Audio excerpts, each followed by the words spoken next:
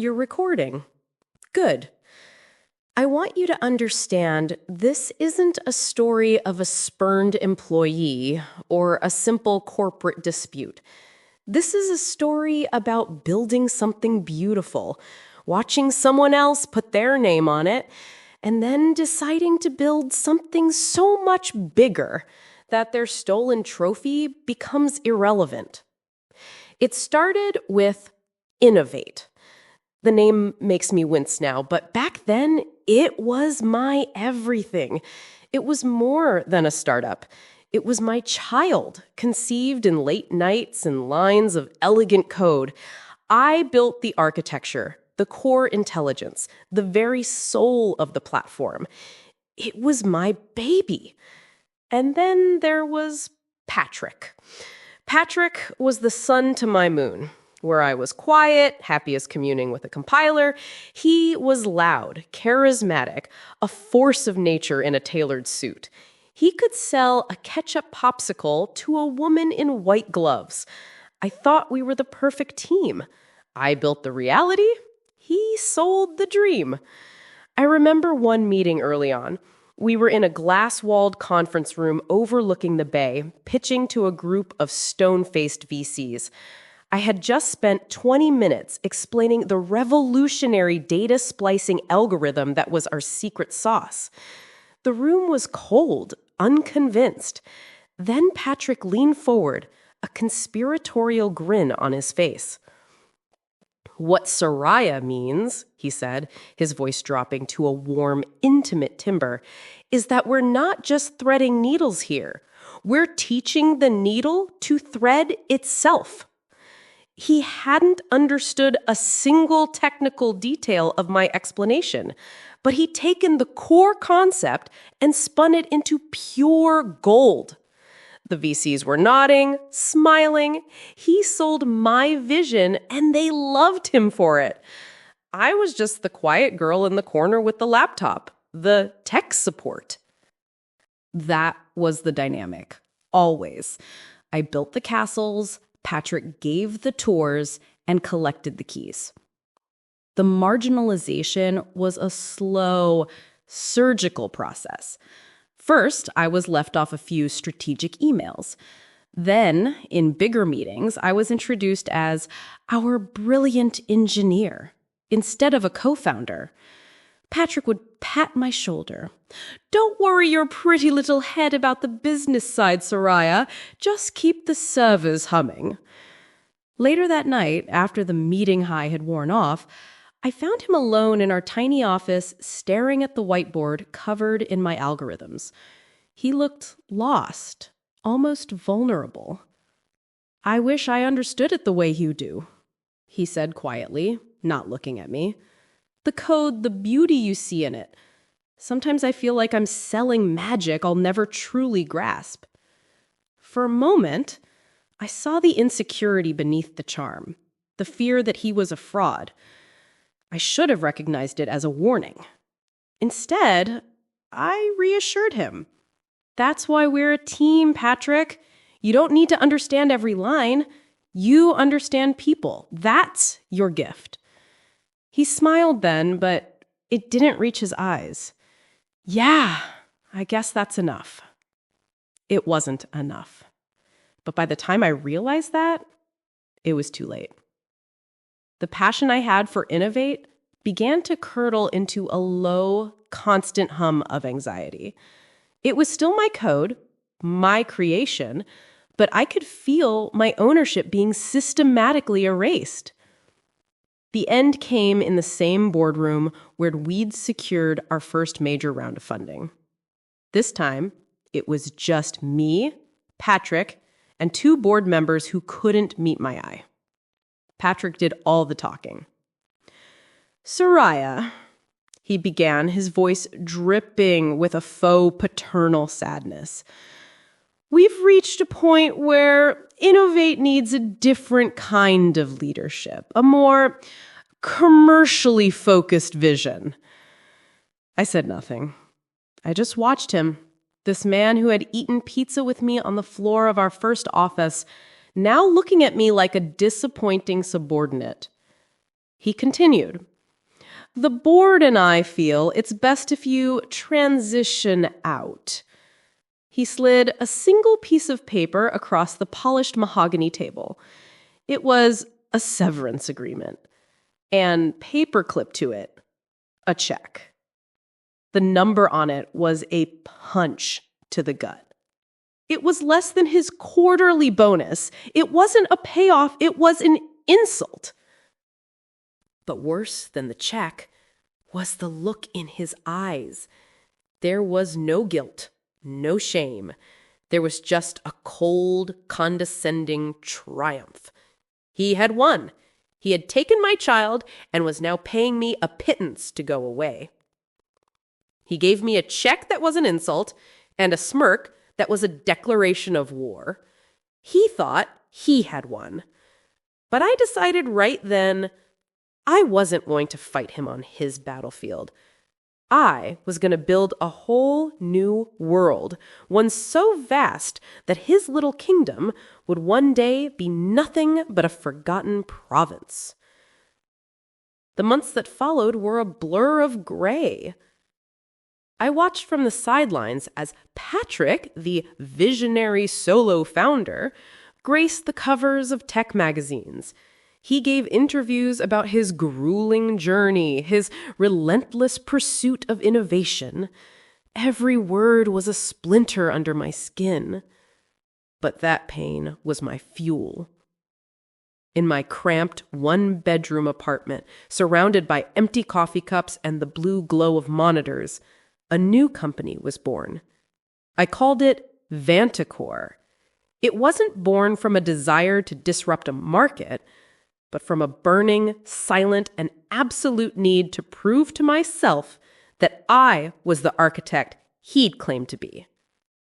For 3 years, I built. I wrote code that was poetry. I designed the systems with a beautiful, terrifying complexity that Patrick could never have conceived of, let alone built. VantaCore grew in the shadows, a silent leviathan, while Innovate, under Patrick's commercially focused vision, began to coast, then to stagnate. And then yesterday, it happened. The first sign that the universe was finally aligning my past with my present. An industry newsletter popped up on my screen. The headline, "Struggling Innovate Seeks Lifeline as Tech Landscape Shifts." I read the article, a slow smile spreading across my face for the first time in years. The trap was not just ready, he was walking right into it. For 3 years, I watched Innovate from a distance. It was like observing a beautiful, intricate machine slowly rusting from the inside. Patrick was a master salesman, but you can't sell a vision forever. Eventually, you need a product that actually works, that evolves. Without my hands on the code, the platform became bloated, buggy, a ghost of its former self. He was selling a hollow shell, and the market, once enamored, was starting to tap on the walls and hear the emptiness. Meanwhile, VantaCore became everything Innovate was meant to be. We developed a groundbreaking AI integration layer we called the Synapse. It was the missing piece, the technology that would allow disparate systems to communicate not just with data, but with context and intuition. It was the kind of leap that defined eras. And that's when I decided to dangle the bait. I instructed my team to quietly let it be known in certain circles that VantaCore was open to a strategic acquisition of our Synapse technology. We didn't need to sell it. We were doing fine on our own. This was a targeted lure cast into very specific waters. I knew who would be the most desperate, hungry fish. He bit within a week. The acquisition talks began. I operated through a wall of lawyers and senior VPs, the reclusive genius CEO of VantaCore that no one had ever met. The irony was a fine wine I sipped every evening. I'd read emails where Patrick, the charismatic frontman, was desperately trying to impress my anonymous representatives. He used the same patter, the same rehearsed passion I'd seen him use on those VCs years ago. He was begging, pleading, and boasting to a facade, completely unaware that he was negotiating with the ghost in his own machine. This was the active karma. I didn't have to chase him. I just had to build something he desperately needed and wait for his own greed to lead him to my door. Then came the legal masterpiece, the systemic revenge. My lawyers, the best money could buy, drafted the acquisition contract. It was a thing of beauty. Pages and pages of standard, benign legalese with one perfectly crafted poison pill buried deep within. Clause 7B. It read, upon closing, the acquiring entity, Innovate, shall grant the office of the CEO of VantaCore a full operational and executive review to be initiated at the sole discretion of the VantaCore CEO within 30 days of acquisition finalization. This review carries the unilateral power to restructure all C-suite positions based on its findings. I remember my head of legal, a sharp woman named Anna, questioning it. It's aggressive. His lawyers will flag it. Let them, I said. He's too blinded by the prize. He'll see it as a formality, a box to be checked. He'll think he can charm his way through any review. Anna leaned back in her chair, a wicked smile playing at the corners of her mouth. You know what? I take it back. It's perfect. It's a legal Venus flytrap. She tapped her pen against the contract. I've been doing corporate law for 15 years, and this is the most elegantly vicious thing I've ever drafted. When this goes down, I'm putting it in my portfolio under professional highlights. She paused, her expression shifting to something more serious. Just make sure you're ready for what comes after. Scorched earth tactics don't leave much room for shade. I'll plant new trees, I said. Good, Anna replied, sliding the contract across her desk. Then let's burn this forest down. I was right. His team did flag it. They sent a politely worded email asking for clarification. My team sent back a bland response about standard post-acquisition integration protocols and ensuring synergistic alignment, the kind of corporate jargon Patrick loved to use himself.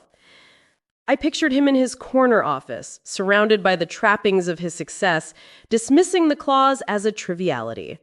The payout was massive. He was saving his company, getting the tech that would make him a king again. What was a little review?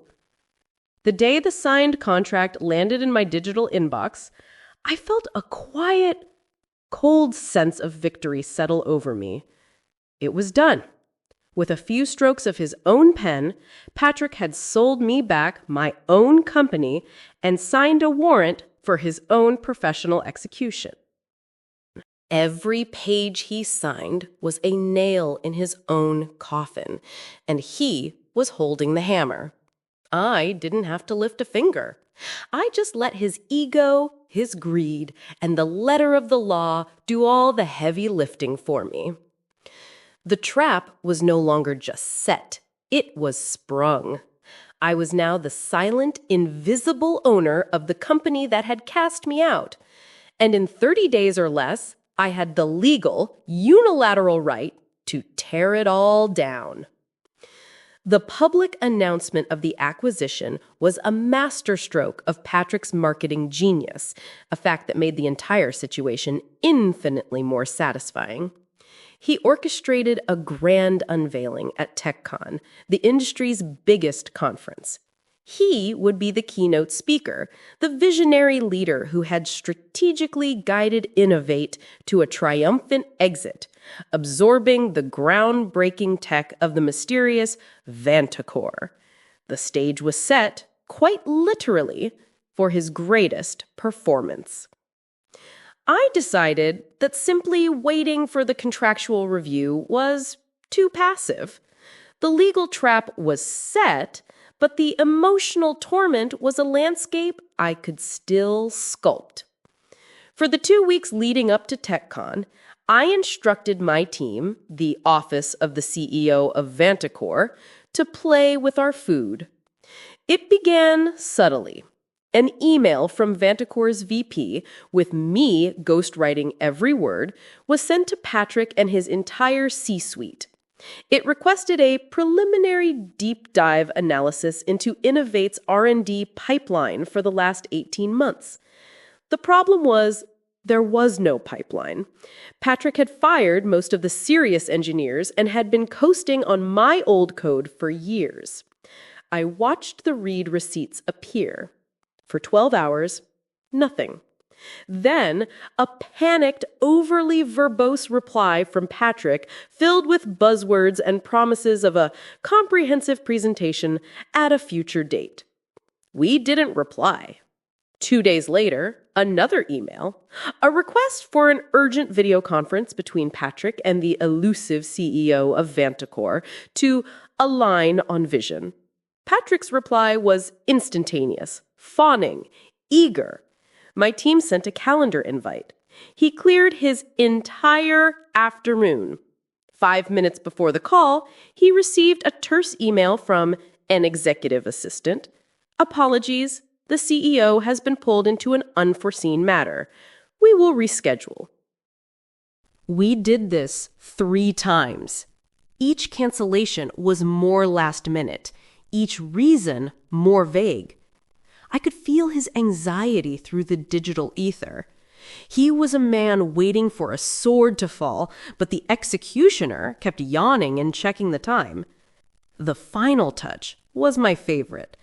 A formal request, citing Clause 7.b, for read-only access to the raw source code repository of Innovate's flagship product, the very code I had written. It was an audit, a perfectly reasonable request from a new owner.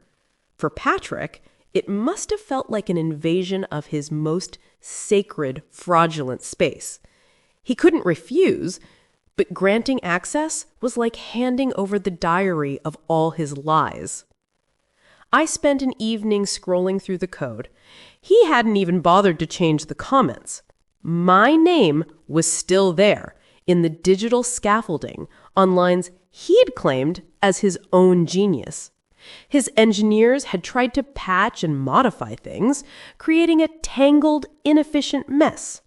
It was a digital ghost town, and I was the only one who knew its original language. His unraveling was a spectacle I monitored from my command center. His emails to my team became strained, his bravado thinning into a desperate politeness. A contact still inside Innovate sent me a grainy photo from an all-hands meeting. Patrick looked haggard, his famous charm replaced by a twitchy irritability. The man who sold confidence was running on fumes. I wanted him to walk onto that stage not as a conquering hero, but as a man walking the plank. I wanted him to look out into that crowd and feel the cold dread that his entire empire of lies was about to come crashing down. The night before TechCon, the silence was deafening. I imagined him in his hotel room, rehearsing his lines, sweating through his expensive shirt. I opened my laptop one last time.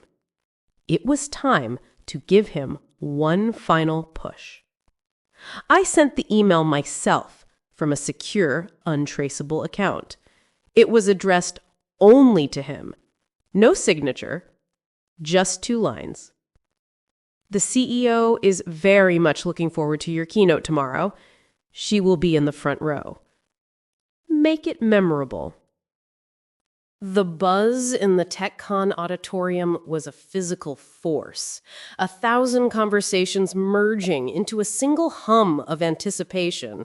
The air was thick with the scent of coffee and ambition. On stage, the massive screen glowed with the Innovate logo, now subtly intertwined with the VantaCore insignia. I sat in the front row, anonymous in a sea of faces, my heart a steady, determined drum. Patrick walked on stage to a wave of applause. He tried to project his old confidence, but I saw the slight tremor in his hand as he adjusted the microphone, the sheen of sweat under his brow under the harsh lights. He looked out at the crowd, his smile a brittle facade. 3 years ago, he began, his voice echoing through the hall, I had a vision of a connected world, a seamless digital ecosystem. He paced the stage, weaving his familiar tapestry of buzzwords and grandiose claims. He spoke of paradigm shifts and disruptive innovation, building the myth of the lone visionary who had overcome immense odds. He was building his own funeral pyre, and every lie was another piece of kindling. He built to his crescendo, gesturing to the screen.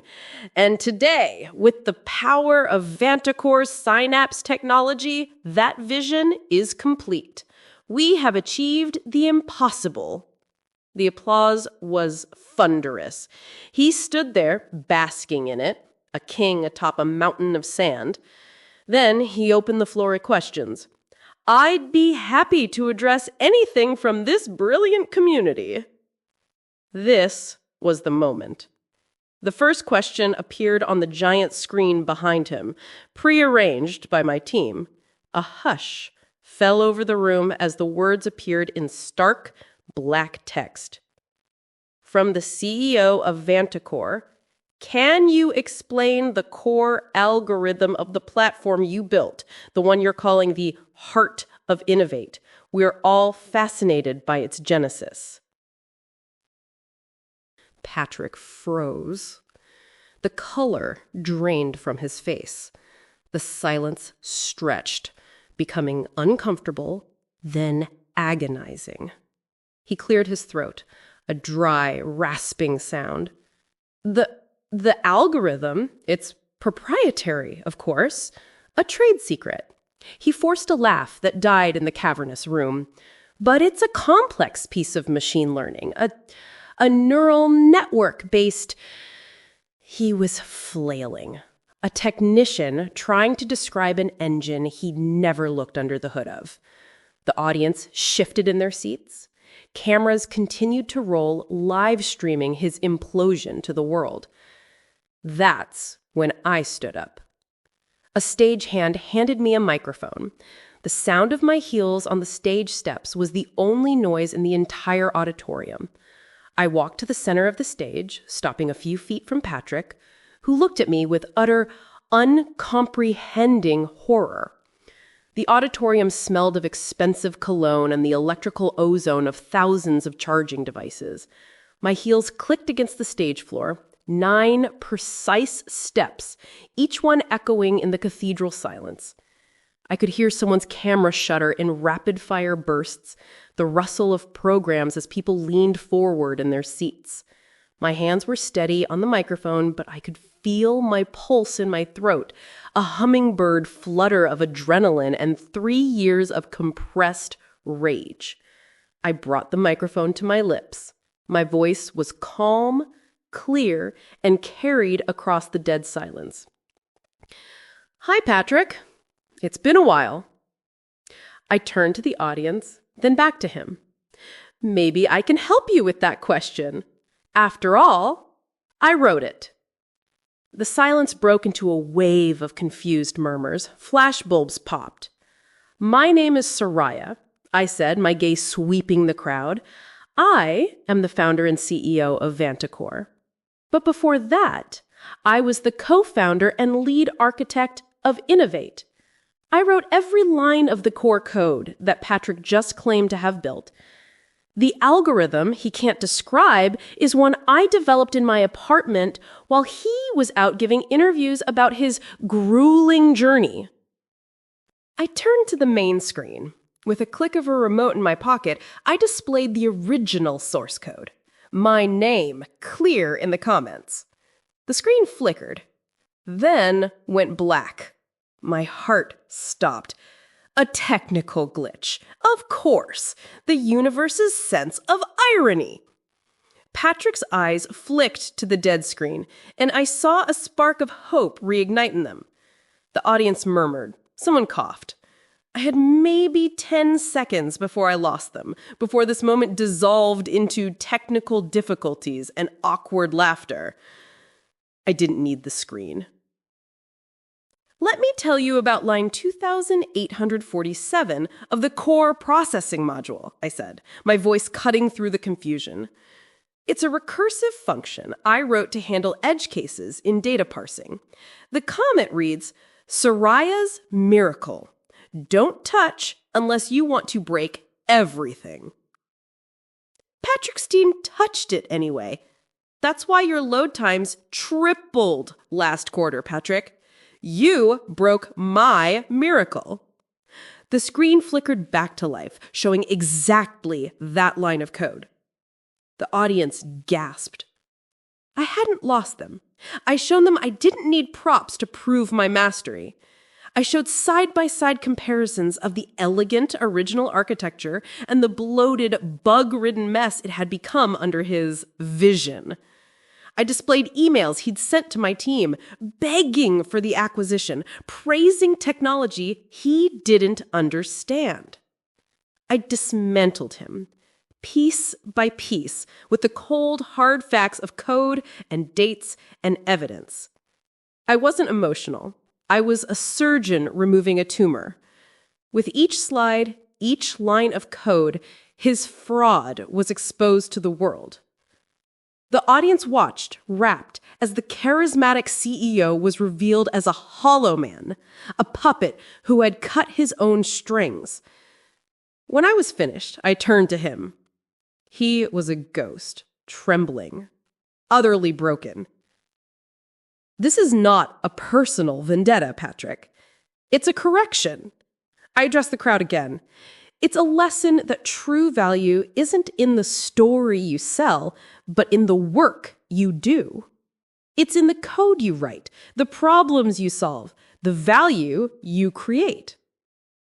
I took a final breath, delivering the coup de grace.